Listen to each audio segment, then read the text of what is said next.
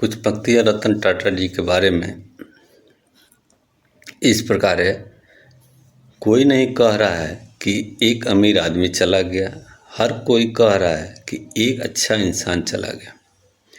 जब आप अमीर होते हैं तो यह उपलब्धि हासिल करना बेहद दुर्लभ है।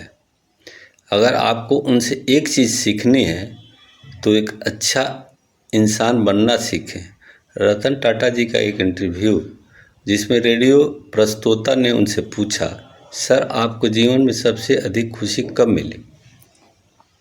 रतन टाटा जी ने कहा, मैंने जीवन के 4 चरणों में खुशी को तलाशा और आखिरकार सच्चे सुख का अर्थ समझ में आया।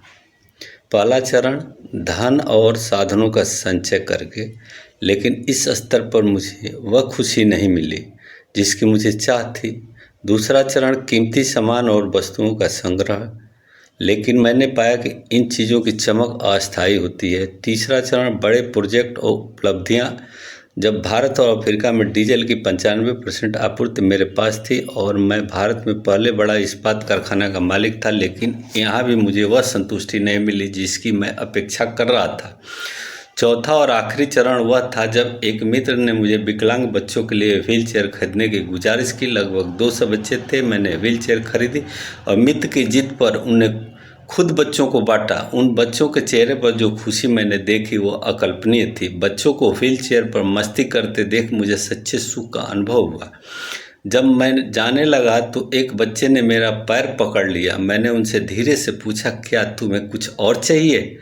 उस बच्चे का जवाब मेरे जीवन का दृष्टिकोण बदलने वाला था। बच्चे ने कहा, मैं आपका चेहरा याद रखना चाहता हूँ ताकि जब स्वर्ग में आपसे मिलूँ तो आपको पहचान सकूँ और फिर से आपका धन्यवाद कर सकूँ।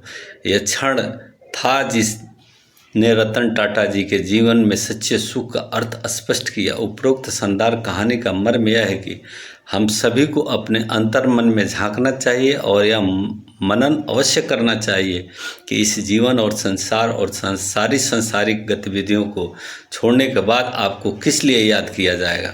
सादगी और आम आदमी की तरह जीवन बिताने वाले रतन टाटा सर का योगदान इस देश की आने वाली पीढ़ियां कई युगों तक याद रखेगी। आपके द्वारा खड़ी करी गई व्यवस्था आज लाखों घरों की जीविका का कारण है।